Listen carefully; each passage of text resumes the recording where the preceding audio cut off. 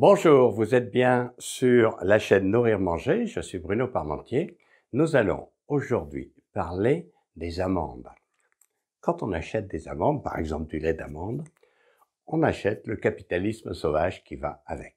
Alors les consommateurs se méfient de plus en plus du lactose contenu dans le lait.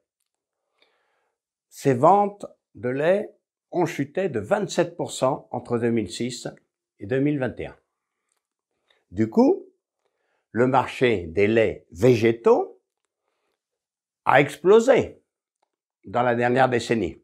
Il est passé d'un peu plus de 7 milliards à 16 milliards de dollars et cette croissance ne s'essouffle pas. Les ventes ont dépassé les 6 milliards d'euros aux États-Unis et les 4 milliards d'euros en Europe. Alors en Europe, c'est principalement en Allemagne et au Royaume-Uni, dans une moindre mesure en Espagne et en Italie, et en France quand même, c'est déjà plus de 400 millions d'euros. Alors, le lait de vache est moins à la mode pour de multiples raisons.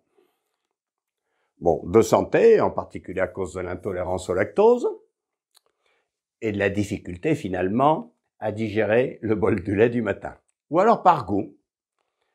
Mais aussi, pour certains, à cause d'une image dégradée de l'élevage.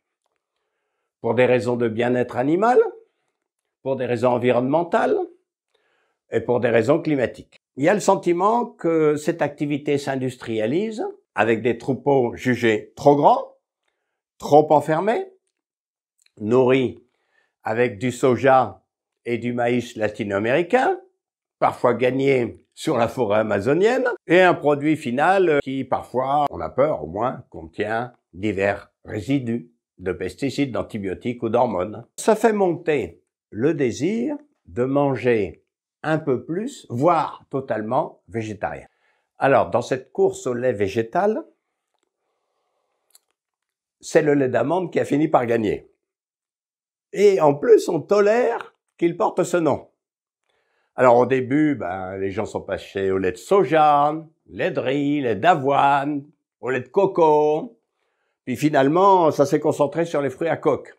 Mais principalement, le lait d'amande. Son goût est agréable, pour beaucoup. Pour beaucoup, c'est le goût qui se rapproche le plus du lait de vache. Et actuellement, le lait d'amande, c'est les 2/3 de la consommation de lait végétaux. Il bénéficie d'une belle image de super aliments, avec des protéines, paraît-il, des fibres, du magnésium, des antioxydants, de la vitamine E. Alors que le nom soja, maintenant, il est plus trouble. Pour certains, il est associé aux OGM et aux isoflavones. Bon, en fait, le terme de lait est très impropre. Ça n'a rien de lait. Il s'agit à peine de quelques amandes. En fait, dans le lait d'amande, il y a 5 à 8% d'amandes, mélangées à de l'eau, beaucoup d'eau. Et pas mal de sucre. Certains laits d'amande, il y a plus de sucre que d'amande, on devrait dire au sucré, en fait. Et c'est vendu quand même 2 à 3 fois plus cher que le lait de vache. Alors, l'industrie laitière a essayé d'empêcher l'utilisation de ce mot lait d'amande, parce qu'effectivement, ça n'a rien de lait. Non, mais c'était trop tard. La Cour de justice de l'Union européenne a décidé d'accepter le mot lait pour le lait d'amande et le lait de coco. Bon, les autres, c'est un peu plus compliqué. Alors, heureusement, il reste au vrai lait les laitages et les fromages, dans lesquels ces produits végétaux n'ont pas encore réussi à percer. Alors, ceci dit, attention, ces boissons végétales grand public ne sont pas indiquées en remplacement exclusif du lait chez les très jeunes enfants, car elles risquent d'entraîner quand même une malnutrition. Alors, il faut les positionner comme un aliment plaisir pour les adultes. Une alternative au lait pour certaines personnes qui ont un certain âge. Continuons à rappeler inlassablement que dans les 6 premiers mois de la vie d'un être humain, il n'y a aucune boisson qui puisse remplacer le lait. Le lait maternel, évidemment. Alors, le lait n'est pas du tout la seule manière de consommer des amandes. Ça s'est répandu partout. Elles se picorent à l'apéritif, grillées ou salées. Elles se tartinent sous forme de beurre et de purée. Elles s'intègrent dans les confiseries, les nougats, les chocolats fantaisie. Évidemment, c'est la reine des gâteaux. La galette des rois, la frangipane, la crème amandine. Et puis toutes sortes de plats cuisinés de toutes les traditions culinaires. La truite aux amandes, bien de chez nous, mais aussi le poulet aux amandes, du Vietnam, le tagine aux amandes, d'Afrique du Nord, etc. Et on l'utilise même comme cosmétique, l'huile d'amande douce. Maintenant, on en mange partout, et d'où elles viennent? D'un seul endroit, la Californie. La Californie a bien senti l'émergence de ce produit à la mode. Maintenant, 5000 km² dans ce seul État américain. L'équivalent de la superficie d'un département français comme les Alpes-Maritimes, mine de rien. Les États-Unis produisent à eux seuls les 2/3 des amandes consommées dans le monde, soit 2,5 millions de tonnes, contre à peine 1000 tonnes en France. Alors, du coup, ils font pousser ça à leur manière, mais pas du tout comme l'imaginent les bobos européens. Cette culture est devenue extrêmement intensive. Les rendements ont doublé en 20 ans. Ils atteignent 4,7 tonnes à l'hectare. 5 fois plus qu'en Provence, 10 fois plus qu'en Espagne. Tout cela n'est pas sans conséquence, évidemment, sur la consommation d'eau, sur la consommation de pesticides, voilà, des choses comme ça, et sur les abeilles, on va voir. Alors, l'amande est très, très gourmande en eau, 6 fois plus que les céréales. Il faut carrément 4 litres d'eau pour faire une amande, contre à peu près 1,5 litre d'eau pour faire une fraise. Or, la Californie commence à manquer sérieusement d'eau, et avec le réchauffement climatique, ça va pas du tout s'améliorer. Il faut se rendre compte que ces immenses champs d'amandiers, qui sont tous irrigués, consomment à eux tout seuls 10% de l'ensemble de la consommation d'eau de la Californie, où pourtant, on n'hésite pas à arroser les golfs et à laver ses voitures à grande eau. Du coup, ça provoque des conflits entre les maraîchers, les cotonniers, les céréaliers et les arboriculteurs. Même si, évidemment, tout le monde a fait des efforts. On arrose de plus en plus au goutte à goutte.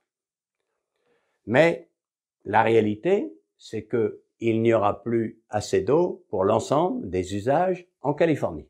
Et notre lait d'amande y contribue. Alors de plus, comme il s'agit d'une monoculture, d'un arbre, on peut pas en changer.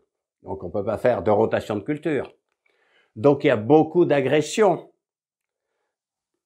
Et dans ces cas-là, pesticides. D'autant plus qu'aux États-Unis, l'opinion publique est moins sensibilisée aux pesticides qu'en Europe, on va dire. Voilà, et donc on cultive sur un sol nu, nettoyé avec force glyphosate, et on répand des fongicides, des insecticides, etc. Encore plus que dans nos vergers de pommes, qui pourtant font un peu des records. Les conséquences environnementales sont évidemment de plus en plus désastreuses. Bon, on va se rassurer en disant que l'amande est protégée par toute une coque. On espère qu'il n'y a pas trop de résidus de pesticides dans l'amande. Mais il y a un autre phénomène extrêmement préoccupant. Il y a beaucoup d'amandiers. Tous les amandiers fleurissent en même temps. Les poètes ont toujours célébré la floraison de l'amandier qui annonce le printemps. Non mais attendez, il s'agit de 500 000 hectares. C'est pas une seule abeille qui peut polliniser. D'autant plus qu'on a 15 jours pour le faire. À la première pluie, c'est terminé. Donc, une abeille peut visiter 250 fleurs à l'heure. Bon, avec des dizaines de milliers d'abeilles, une ruche peut traiter 30 millions de fleurs en une journée. Mais c'est beaucoup plus que 30 millions.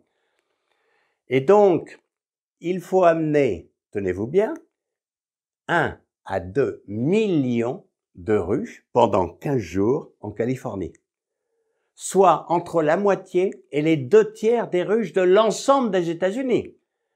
Donc, ces centaines de milliers de ruches qui se baladent, certaines viennent de 2000, 3000, 4000, 5000 kilomètres. évidemment, vous imaginez que il s'agit un peu de maltraitance animale quand même, hein, et que la mortalité, à la fin, d'autant plus que ils vont polliniser dans des champs où il y a quand même beaucoup de pesticides, et puis dans les champs d'à côté, les cotons aussi, etc. Donc c'est des norias et des norias de camions qui sillonnent l'ensemble des États-Unis et du Canada pour pouvoir produire notre lait d'amande.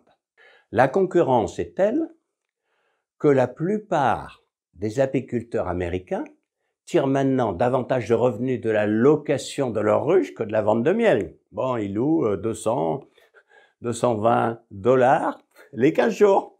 Tout ça est effectivement proche d'un désastre écologique. Notamment, il y a quand même un effondrement des abeilles, avec le réchauffement climatique, avec des parasites comme le varroa destructor, avec l'intolérance aux pesticides, notamment les néonicotinoïdes, qui ne sont pas interdits là-bas, et les abeilles tueuses et les frelons. Alors évidemment, comme les abeilles sont très fragilisées par leur transport, etc., ce sont des proies de choix pour l'ensemble de leurs ennemis. Donc, on déplore une mortalité terrible des abeilles.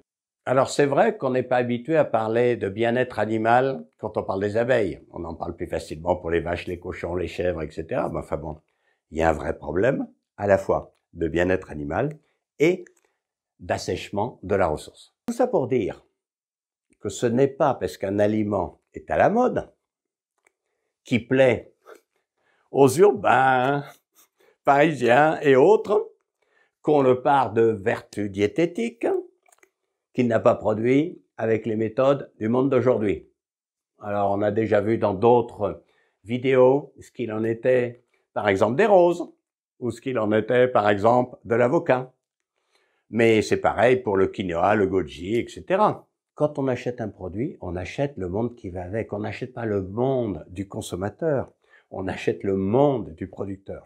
Et quand il y a des millions, des centaines de millions, voire des milliards de consommateurs qui s'en fichent d'un produit, il est produit là où c'est le plus rentable et avec les méthodes de ce pays, en l'occurrence, le capitalisme sauvage, on va dire, prédateur de Californie. Merci de votre attention. À bientôt pour d'autres vidéos sur le site Nourrir, Manger. Au revoir.